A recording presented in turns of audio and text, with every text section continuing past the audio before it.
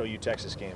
I feel good. I'm excited, ready to put our best foot forward and have a good week of preparation. What kind of momentum do you guys take into this week after the performance last week?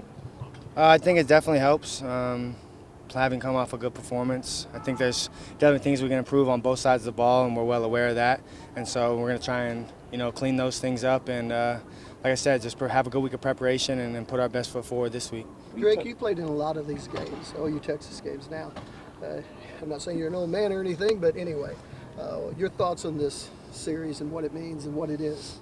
Yeah, I mean, it's very, very historic series. One of the greatest rivalries in all of college football. So I mean, it's definitely a historic series, but the past has nothing to do with the present, and so we're just focusing on this week, focusing on Monday today. Tomorrow will be Tuesday. We'll focus on Tuesday, and when Saturday comes, we'll focus on 11 a.m. kick. How much was it talked about this summer, just the way that game went a year ago and the 49-0? Yeah, I mean, that left a bad taste in all of our mouths, and at the end of the day, we want to go 1-0 each week, and that's really the goal. And so we want to go 1-0 this week. And like I just said, the past plays nothing to do with the present, and so here we are this year, and like I keep saying, we're ready to put our best foot forward and go to battle. How does it feel to have your quarterback with you, though, this time? Feels great. Feels very nice. What can you relay to somebody like Andrell that hasn't played down there yet?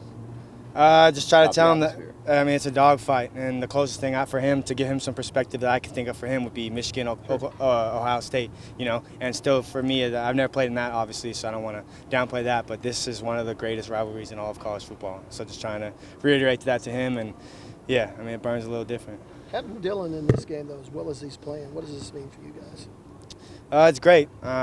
Like you said, the momentum from last game, even though that plays no role this week, but I mean, he's definitely been playing really good football and really efficient football and leading our offense, and so it feels great to have him, like I said, a leader on the offense and someone who's definitely playing really well as of right now.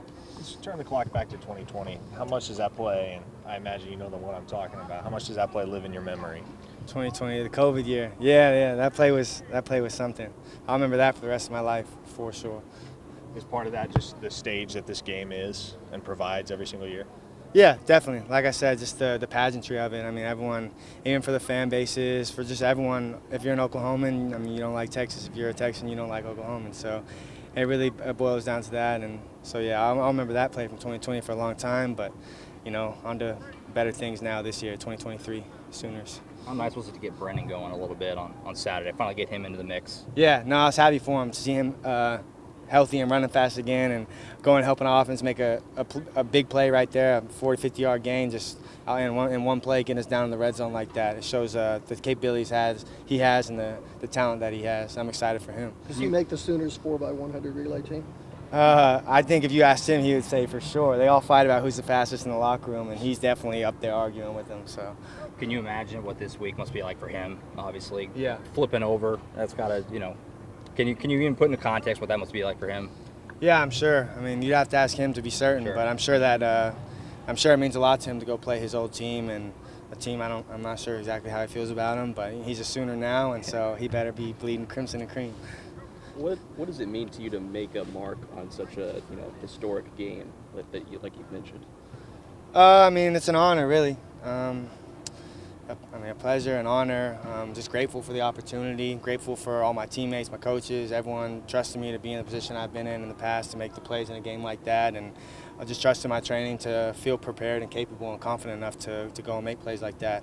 But again, it has nothing to do with now, and focus on putting my best foot forward come Saturday and part of the Team 129 2023 Sooners. So Oklahoma's 5-0, Texas 5-0. What's the biggest difference between these teams? If you look at the record, nothing. But they wear burnt orange and we wear crimson. I don't know. At the end of the day, we're both just two good teams, and we're ready to go fight it out. I'm not really sure what the biggest differences is. I just focus on Oklahoma and then studying the DNA of our opponent and studying their defense and getting ready to play Saturday. When you look at the receiver room right now, beyond the starters, you, Jalil, and Andrell, all guys that are making plays, but to see dudes like Nick and Jaden contributing week in and week out and getting Brennan unlocked like we talked about last week, I mean, what is the general vibe right now just within the wide receiver room, and how much confidence are you guys carrying as a unit? Yeah, it's good. It helps to have more competitive depth this year and having guys that can really step up. And I talked back in fall camp that we had young guys that were ready to take the stage, ready to become household names. And certainly Nick Anderson showing that, Jaden Gibson showing that now, and Gavin Freeman as well. I mean, it's exciting for those guys, and it definitely helps out the room. And it takes a little pressure off everyone because we all know we got each other's back, and we got competitive depth. So one goes down, the other's up. So it's like, which head of the snake do you want to cut off?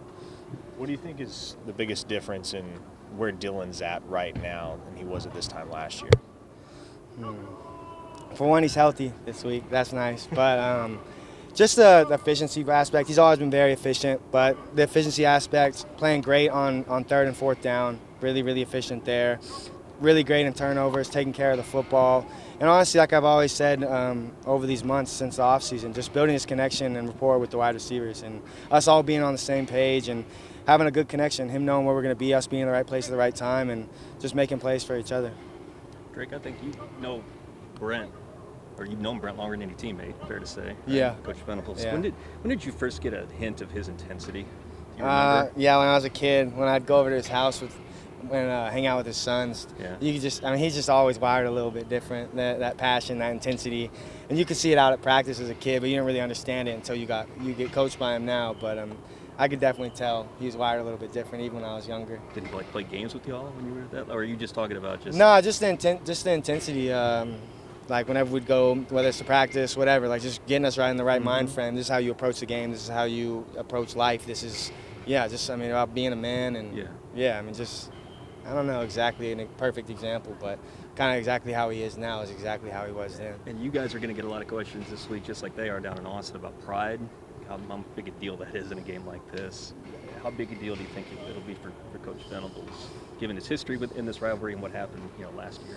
Yeah, I mean, I think it's regardless of last year, I think it's just a big deal to try and win this year, and given the historic rivalry that it is, and I think at the end of the day, you could put pride aside and just honor the endeavor in itself. Mm-hmm. And yeah, I mean, pride is obviously a big deal, but at the end of the day, you want to honor the endeavor in itself and just play to win and put your best foot forward and play for the guy next to you. And win or lose, I think if you do that, you could live with the result.